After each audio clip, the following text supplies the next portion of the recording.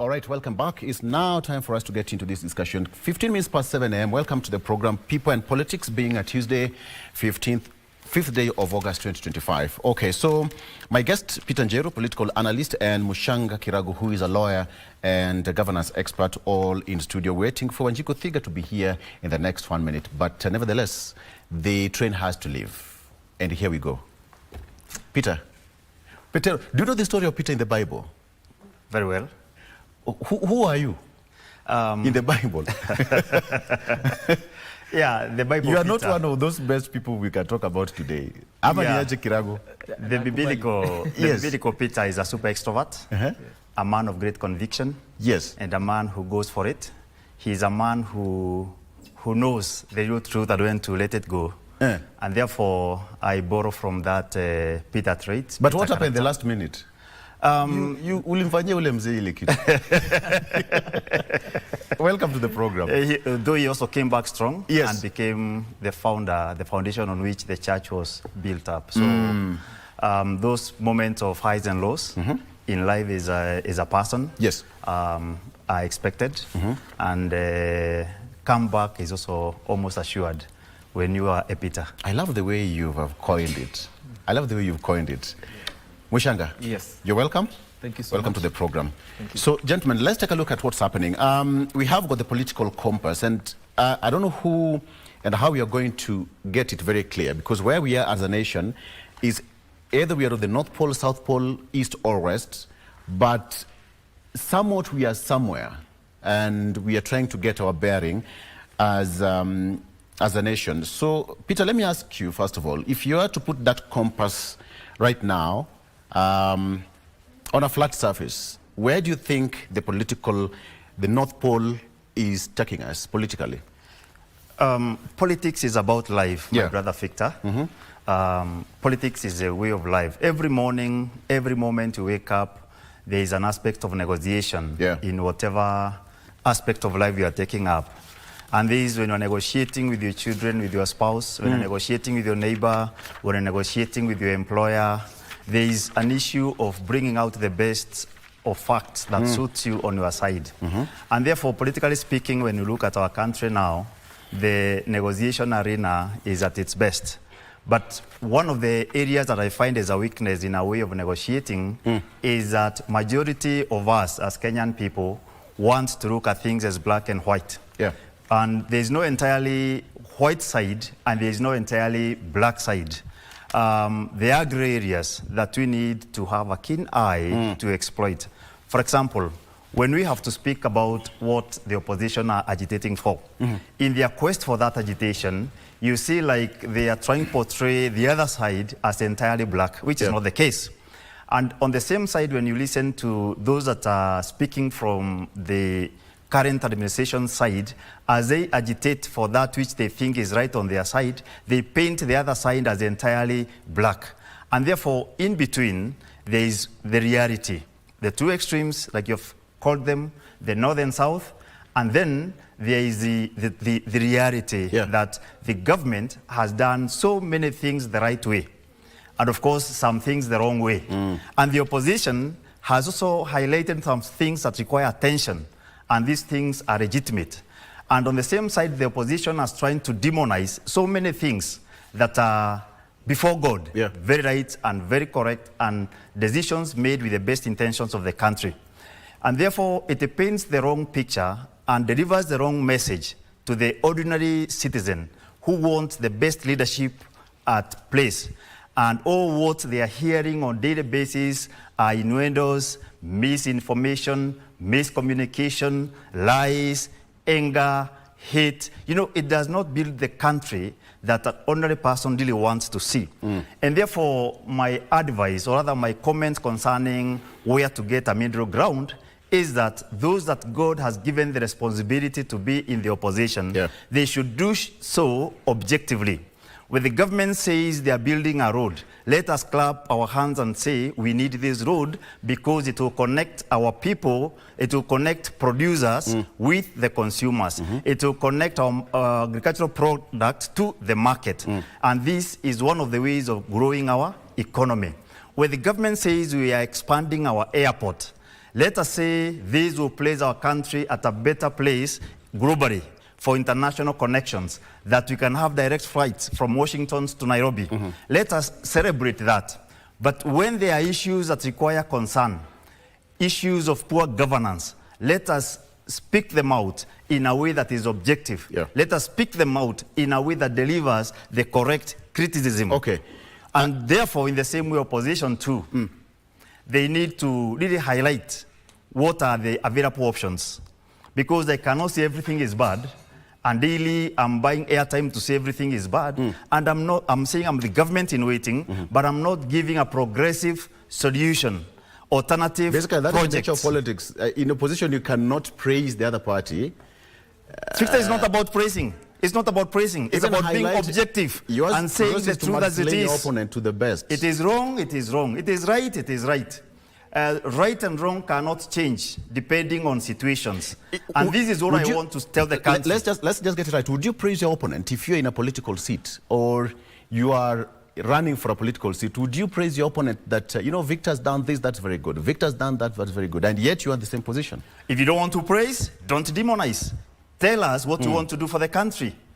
But feeding Wanjiku with innuendos and lies and propaganda is not the way to build the economy. Everybody wants to see Kenya getting to. Okay, let me get from Wakili. Wakili, the political fulcrum that we are seeing right now, we have got, it's oscillating. Either it's on the other side, the extreme side, and we have got, based on what is also said, if it's good, it's good. But it's also bad, it's also bad. But there's a gray area in between. That's where we are oscillating as a country, politically speaking. We have got so many forces coming up, all right? And towards 2027 election, we are going to see many of them getting formed. What do you think is the political compass showing us or directing us as a country? Thank you so much, Victor. And I think I've always said this, that there are only two sectors that thrive in this country as we speak. The first sector is the political sector. Yes. Because politically speaking, even a child who is born today knows that there's some politics that is ongoing in the country. Yeah. The second sector is corruption. Those are two sectors that are thriving. And you see this corruption is being used to fuel the political class. That's why it's thriving anyway. So you find that politically speaking, this country is doing very well. We are all discussing about politics. We're all discussing about one term, two term, and that's not what is envisioned in the Constitution. You see, the Constitution has a political bearing. It has what we expect of an ideal leader. It has what we expect of an ideal government. Yes. I'm guided to Article 73 of the Constitution, which gives me the requisite criteria of choosing a leader. So who are we supposed to choose? Who is this person who is coming? Article 73. Article 73. Okay. Who is this person that you're supposed to choose? What values do they possess that you're supposed to look into? We speak into the values of integrity. We speak into the values of accountability. Such values are very key in the Constitution. So that's where we ought to draw the political fulcrum from. That's where we ought to draw all the arguments from.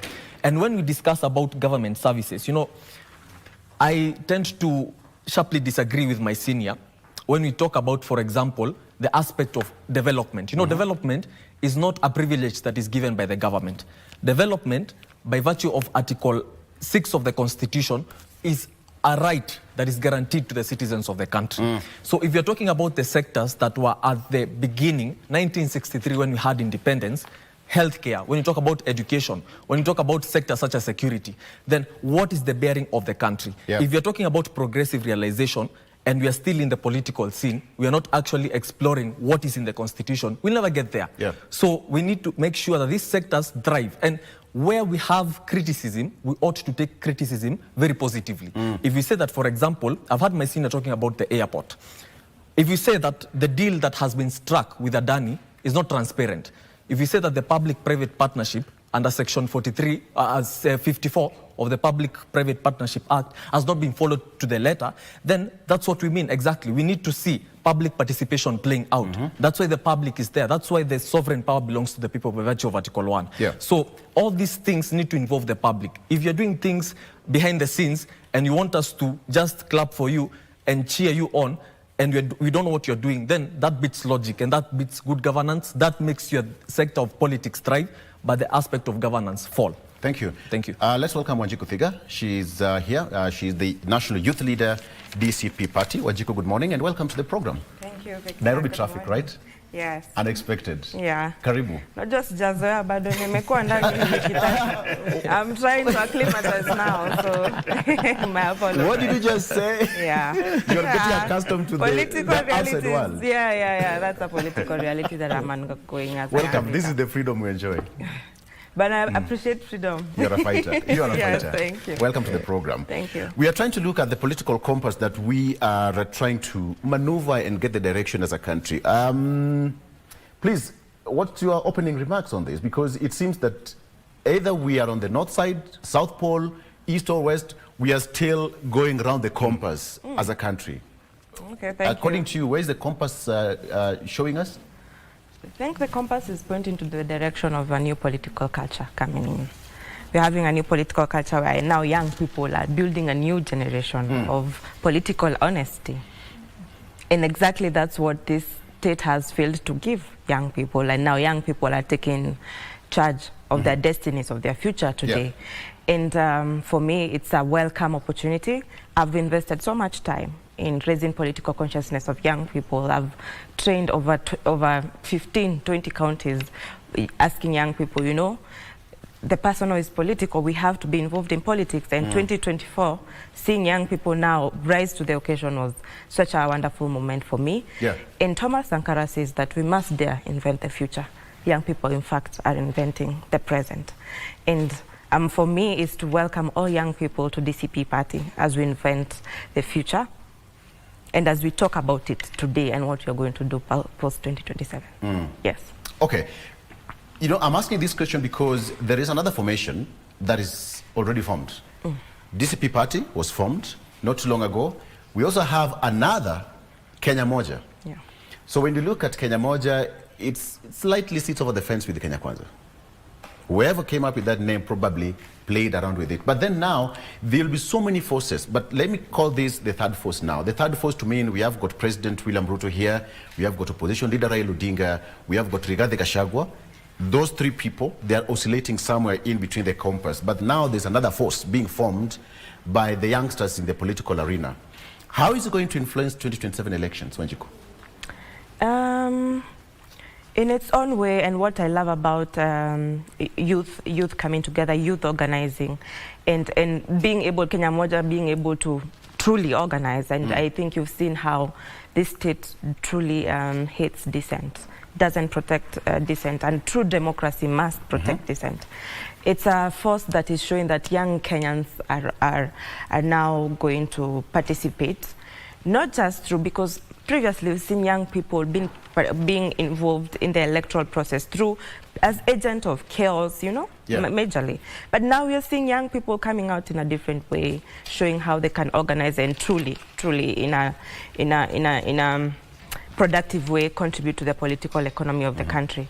So for me, it's the new force is welcomed, because anybody who is promoting true democracy, who is for social change, is a welcome opportunity for the country. Yeah.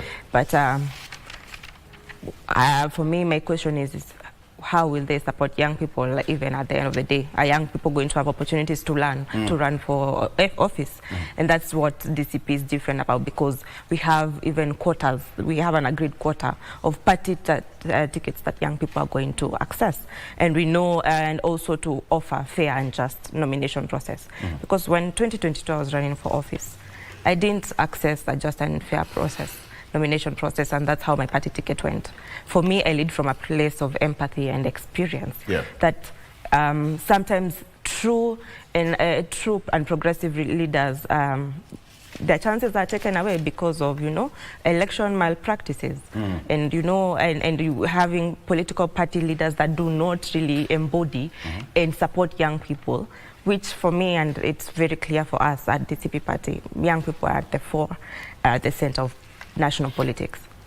Is there any threat from to the DCP from the new formation? We don't see any threat at the moment. We are the most popular party at the country, even as being the newest party formed. We continue speaking the language of Kenyans, and the reason why we don't see any threat, it's because for us, kazi yetu ni kusikiza Kenya. We listen to Kenyans and we embody what Kenyans want. And we are leading the social change. And for real, you're seeing us paying the price, because now we are the people who are abducted. We are the people who are going through political torture for just voicing what Kenyans are saying. And for me, really, it's the youth perspective and continuing and coming out from 3 weeks of torture and abduction and the arrest and trumped up charges. I know I have an ongoing case now in court. And still fighting and still remaining consistent on the front line. It shows that DCP remains remains at the forefront of social change for Kenya. Great. Peter, I mean, when you listen to that, and then now talking about ahead of 2027, because let's not shy away from this. Every political party and every formation right now, every movement in the political arena right now, it's towards 2027, not 2032. It's about 2027. When we get there, we'll cross that bridge and then forge ahead. When you listen to Wanjiku and Kirago, all of them are, the youth should take their rightful places. And that is where we have got the youthful leaders forming this formation. Do you think it's going to form an alternative to the current government, who is also seeking to retain power come 2027? That's a very good line of thought, my brother Victor. Before I give my reaction to that, I wish to really give my weight into what my little brother, my younger brother said about my comment on celebrating whatever that is good, and also lamenting and giving alternative views to that which we find as wanting. Because all those scenarios do always play at one time or another. When I put into perspective the issue of a good project, like say airport expansion, I didn't speak about say the Adani deal. I spoke about it as an example to something that can be proposed to be done, not that which has previously been proposed.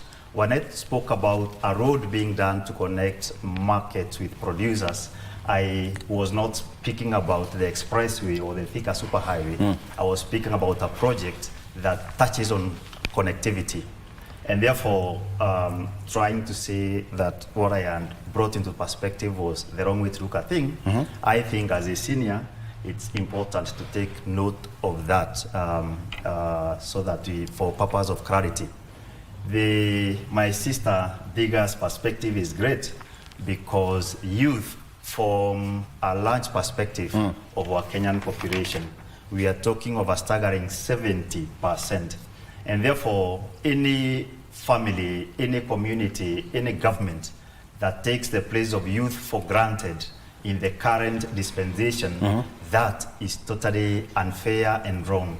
You cannot look down upon 70% of your population and expect to transform the society, to transform the community, to transform the nation.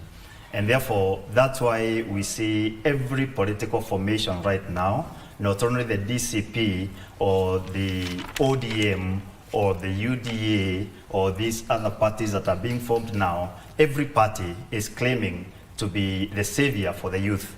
It's not a reserve for the DCP only, it's across the board. And therefore, when we look at the matters of also putting youth into a place where they can make progressive decisions concerning the society that God has put them in, that is the way to go for any progressive nation, community, tribe. And I am aware that every party has an arm for the youth. Every party. And therefore, I differ with my sister that that's a preserve for DCP. When you do the DNA of very political party, it is trying to entice the youth to work with them. She has waded into the issue of political intolerance, which all of us are privy to. And that's something that we shouldn't expect to happen in a civilized society. There should be a higher level of tolerance where every party, every family, every school, every institution, every government is willing to listen to every contradicting voice and be able to factor those voices in decision making. And so I tend to flow with my sister concerning the issue of political intolerance and say abductions to people who have dissenting voices is uncalled for. and say, even when we dissent also, we dissent in a way that is civil. Okay. We should not dissent in a way that throws stones to the police. We should not dissent in a way that that throws abusive words to the leaders we elected ourselves. I am aware that most of us were in the UDA party prior to 2022. And it is the government that we put in place. Tail and tooth, we were there and we made the decision that this is the leadership we want. And because now some of us have a dissenting thinking, we think now we made a mistake. We should be gentlemen enough, so to speak, to wait, arm ourselves with the vote and the ID card ahead of 2027. Okay. The elders who want to put in place an alternative government, they should not be busy spreading hate, spreading tribal inclined statements across the country, isolating certain regions of the country and alleging they are more superior than other regions of the country in the interest of agitating for 2027.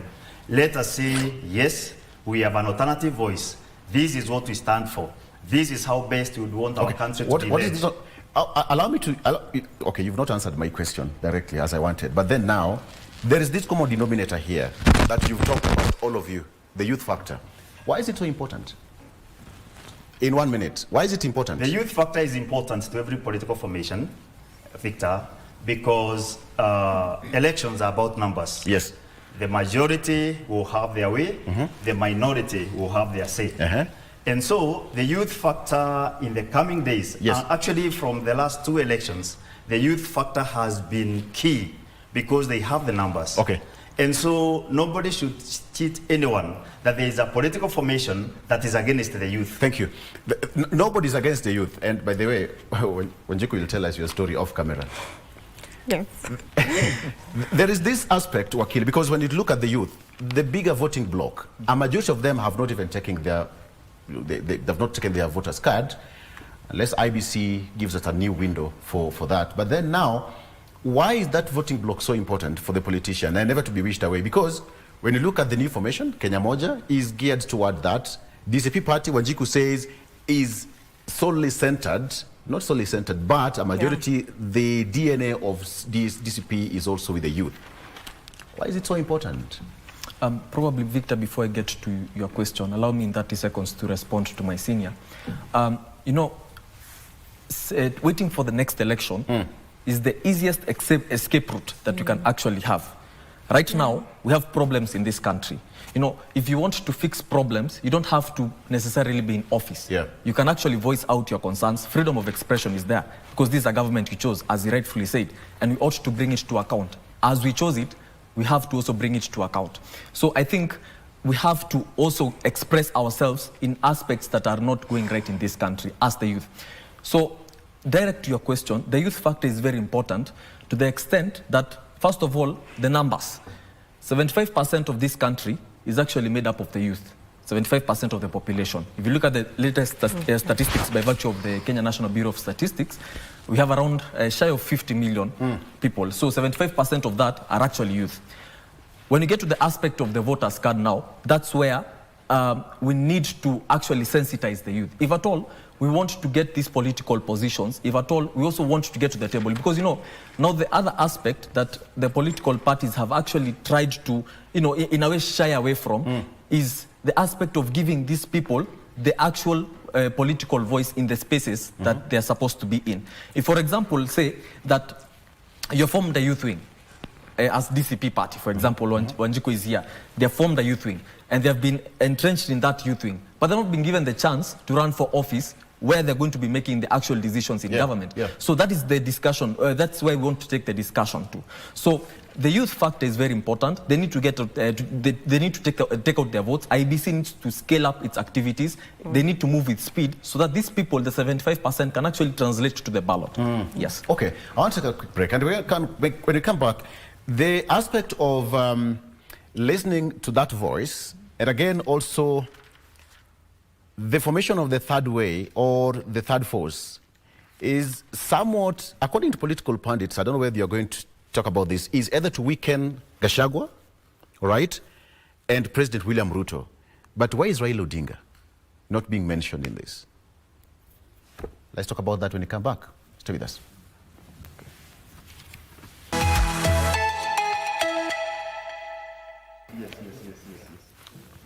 And welcome back. Okay, so let's get into it. The show continues. I ask a question, and Wanjiku, the question I want to ask basically is, when you listen to the new formation that is whatever is coming up, it's either geared to weaken Rigathi Gachagua, his push, popularity, and his influence, as well as President William Ruto. Why are the two the main point of focus for any formation coming up?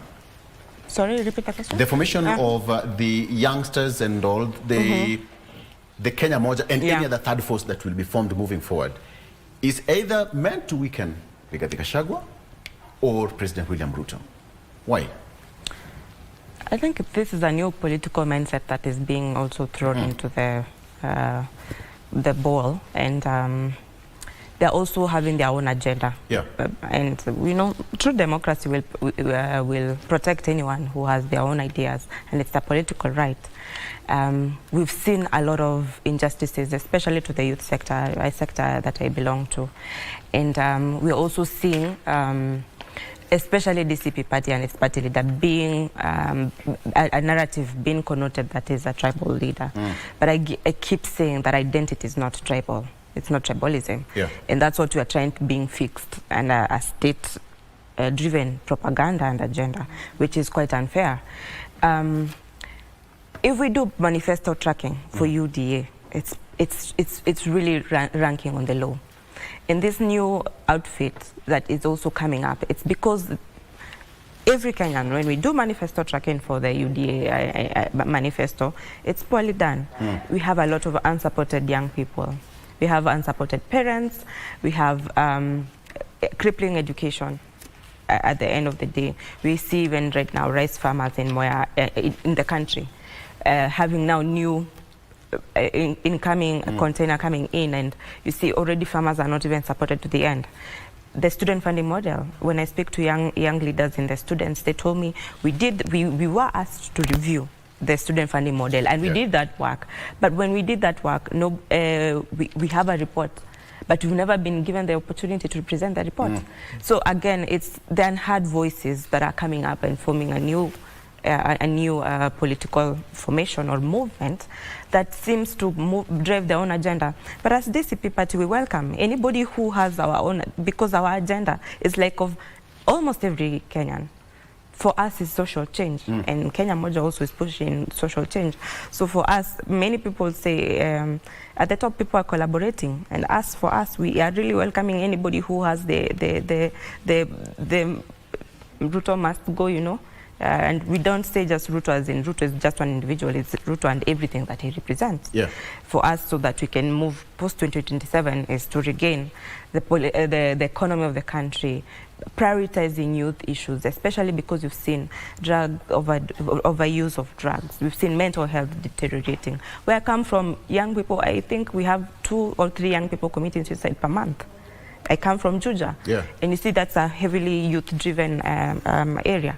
So for me, youth realities is something that I go through every day. And for me, it's to see anybody who is for the youth is a plus for me.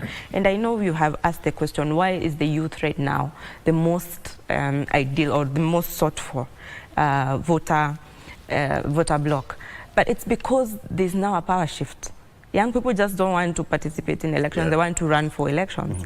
And Muchanga here has spoken about DCP just leading, but we are leading.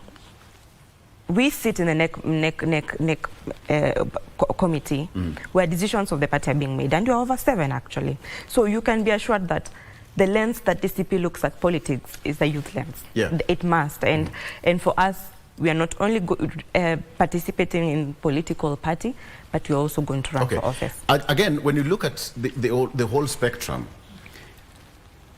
there is no other political party that has ever won an election in Kenya without an alliance. Yeah. It's a tall order.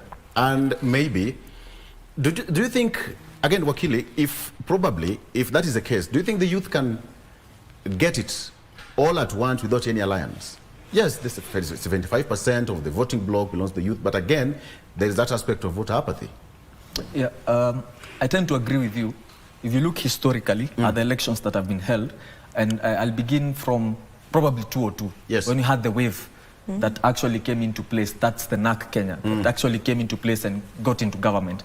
We go to 2013, where we had TNA, URP, combining forces, and they won the election. We get to 2017, we had Jubilee that actually won the election. We get to 2022, we had UDA and all the other parties, Ford Kenya, all those other parties, they came together. So realistically speaking, it's quite impossible for any political party on its own self, say DCP, to win an election on its own self. So it needs alliances, like-minded people. So on that particular aspect, as the youth, we have to have kind of a strategy also, because you can't move aimlessly, you can't kick aimlessly. You can't say that, for example, we are leaderless. That aspect of being leaderless also has costed us a lot.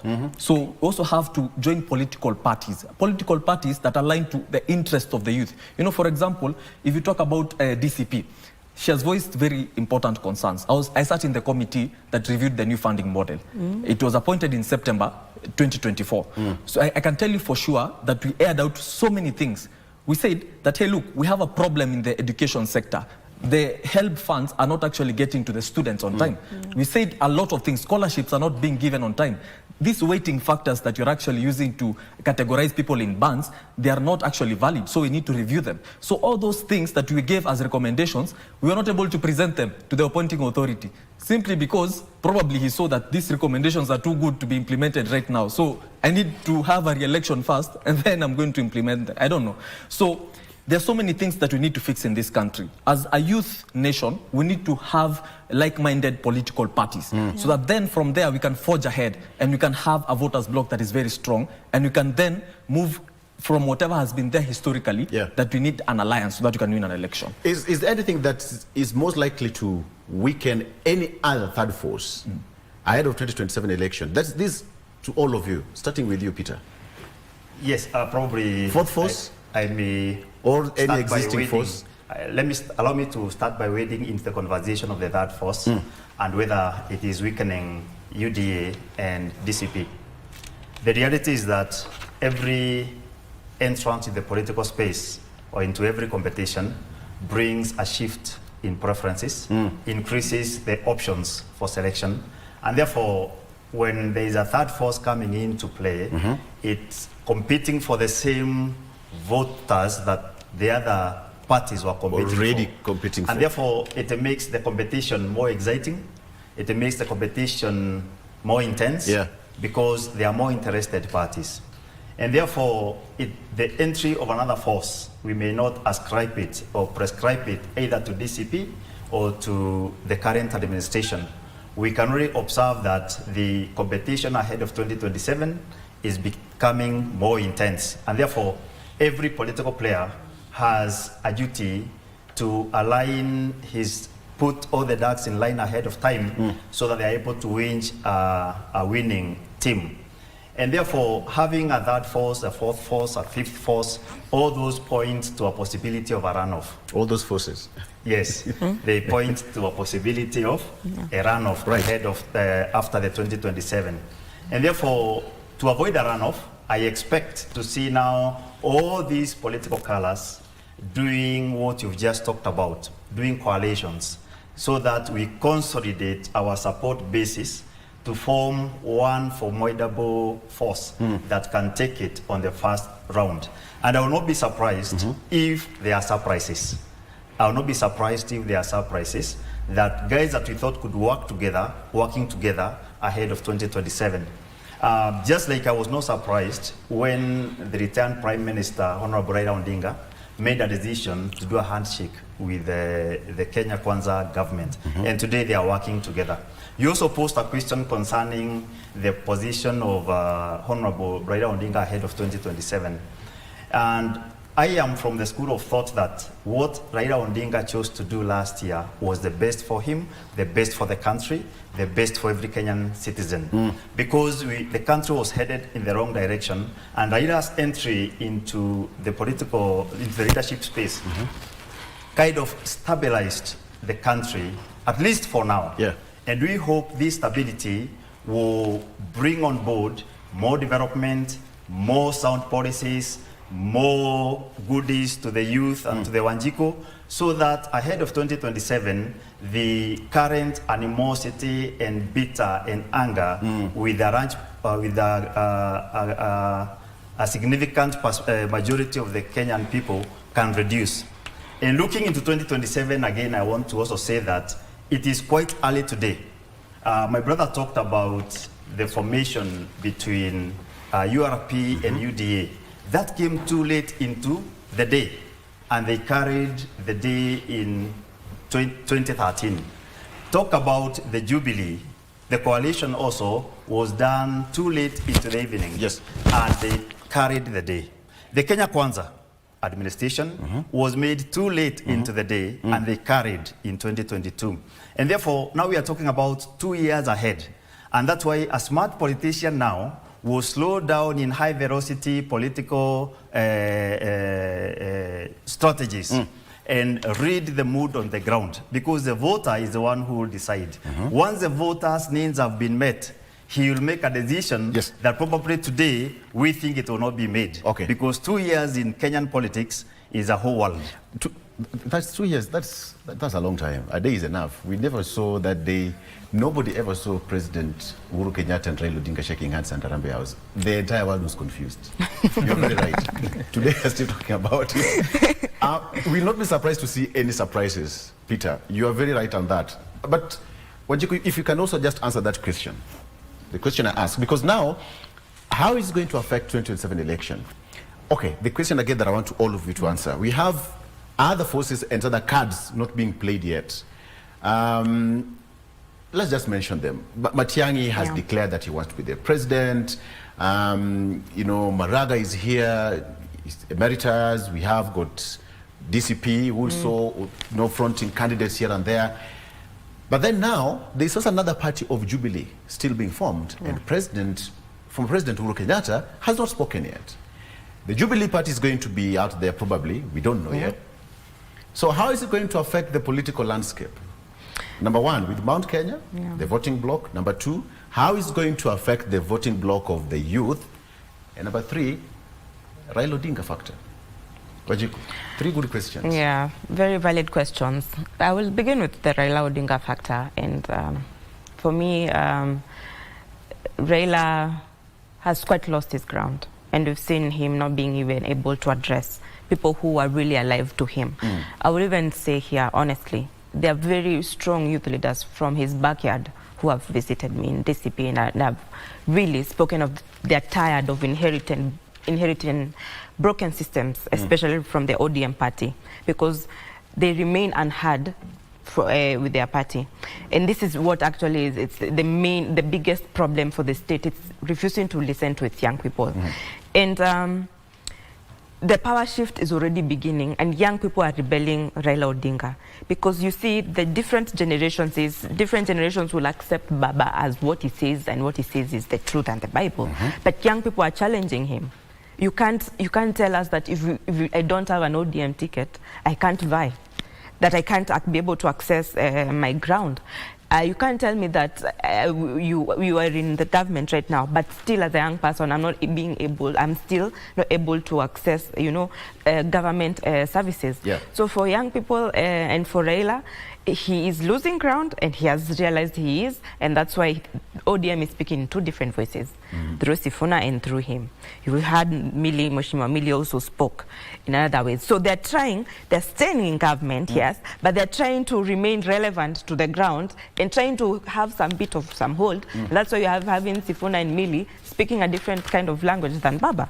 But this is Baba still controlling ODM, but he's staying by saying, we're not in government. But then again, we're in government. we are listening to the ground and see Sifuna says we are not going to support Ruto. He said he won't read any paper, any direction that has been given to say we are supporting Ruto in 2027. So ODM, Raila's factor is really diminishing, and he has realized that, and I'm expecting him to bolt out of the broad-based government that they have done. But they say they want to implement NADCO, but where is also the multi-sector working group? But I will say, and I know they won't implement anything. Okay. I spent 3 weeks with DCI, anti-terror, and NIS. I can tell you that they truly, truly hate young people of Kenya, because young people have refused. I've really refused kupangwa, by the way. Ile imbo aliimba 2022 sipangwi ni ukweli. Because at the end of the day, if we remain unsupported, we are going to organize. And you see, people see young people going to the street as rebellion, but it's not rebellion. It's us just speaking out, because it seems that the state only listens to young people when they're out on the streets. Yes, and Jubilee being in politics, I would want to say this. DCP, we have fenced Mount Kenya, that I will say openly. But good thing is that when we fenced Mount Kenya, Jubilee was inside. They are not outside. Okay. So we are going to collaborate that is in going one to be way. A very serious duel. Yes, it is. And I keep on challenging my counterparts in Jubilee. Where are you? We need to see you. We can't be only the people in the face of opposition, and you say you're part of opposition, but you're not contributing to the social change you want to see. So for me, I keep telling them we need to start showing the play. You need to also now, playing the opposition card and supporting the opposition front. Yeah. But more and more cards are coming out. We are seeing. The other day I saw Najib Balala saying he's the presidential Jubilee candidate. Is it true or not, or is this a propaganda? We have to see. So, like he said, 2 years is quite some time. So we'll keep seeing new cards being thrown into the ball, and every day they change the political shift of the game. Yes. Okay. Wakili. Yes. Answer my question as well. All right. I think very interesting insights have been given by my seniors, both on my right and on my left. I'll say this, that you see, political formations in this country ought to take a different toll. Political formations ought not to be, kind of region-based. These things ought to get out there and become national things. Because, look, if DCP, I look into DCP, Jubilee, all these parties are speaking about the issues that are there with the common mwananchi. They're not speaking about the issues that are there with the Mount Kenya person. They're not speaking about the issues, for example, if you talk about Western, they're not speaking about the issues that are there with the Western people. You see, these political parties ought to take the national figure. If you want to forge ahead, if you want to make milestones, if you want to make political parties not a vehicle to running into the elections, but a vehicle for leadership, then we ought to get out of our comfort zones in the regions. But that aside, I think 2 years is too short of a time, because the force that you're dealing with is a force that has been deeply entrenched into the system. We need strategy, we need time so that we can get him out of office. Look, if you're looking into ensuring that we fix this country has very many problems. I'll not get into them, but I'll focus on the institutional problems. If you focus on the institutional problems, it needs very clear strategy for us to actually get the whole system out, a complete overhaul, and then now we can focus on refurbishing whatever we want to refurbish. So political formations and the leaders that are there, expressing political interest, vying for presidency, vying for governor, they ought to also organize themselves very well, especially for the presidency, because that is a very key factor. They ought to organize themselves early enough, and we know this is our candidate. So if you're told we are falling back on a certain candidate, we know this is the candidate that is for the united opposition. So that now when you're moving forward, we are saying that we are not saying we have 5 presidential candidates in our opposition, and we are moving aimlessly using these 5 candidates. We're just, gambling, and then we're just playing cards here and just playing dice. We have to have a united opposition for us to kick out Ruto out of office. But then, at the end of the day, the game plan in every political, ahead of 2027, either any political party is to join hands with President William Ruto ahead of 2027 or break ranks with him. That is the nature of the game, which is okay. The same way we are seeing different voices speaking again most prominently in the ODM side, We have got Sifuna here, we have got Babu Owino on the other side, we have got the likes of Hamisi there, speaking from different party positions. But Raila has not come out openly to say that this is a party position or those politicians, their positions. We leave it to them. When you look at the whole of this, does it really create confusion to the masses, or that is the name of the game? That's the name of the game. Yeah. That Honorable Raila Odinga is trying to manage expectations both ways. And for you to be able to figure out where his ODM is likely to go at the end of the day, to me, it's one of the easiest things to do. Number one, you need to study Raila Odinga's moves. Every time he moves with the interests of his voting base in mind, with his personal interest in mind. And when I look at Raila Odinga now, he always has had one bullet. And this time, I see him with no bullet. And therefore, he has to make a decision which political direction he moves. And he has already shown signs where his heart is in government. And therefore, ahead of 2027, for us to be able to discern, because he's also thinking we are thinking. We cannot say, I cannot say like my younger sister said, Wajiko here, that Raila Odinga is soon going to bolt out of government. Because that makes no political, it pays him no political dividend by bolting out of government. Looking at his age, he's an old man. He has no energy like Wajiko has to really spend time with his friends at DCI, to spend time with his friends at Langata prison. And so for Raila now, the easy way to continue influencing the country and agitating for the positive change he wants is instituting change from within. Yes. Instituting change from within.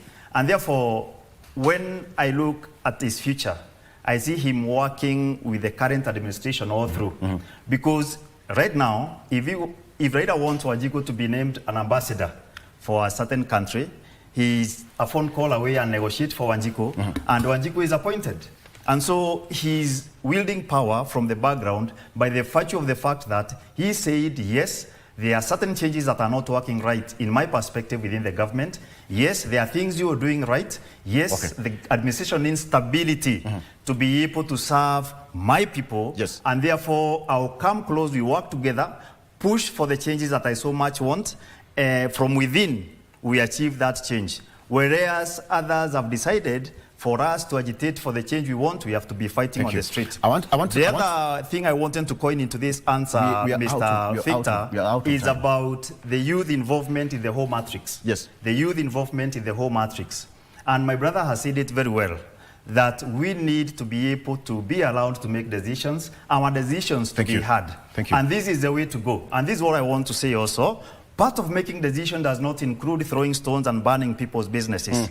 Part of decision making is sitting in boardrooms, negotiating for what we think will bring a boost to our economy, what we think will add value to our future as a youth, and this is the way to go. Therefore, when we fight so hard, when we insult so hard, when we say this must go and this must come, that does not bring the change we want as a nation. Save my job, save my job, save my job.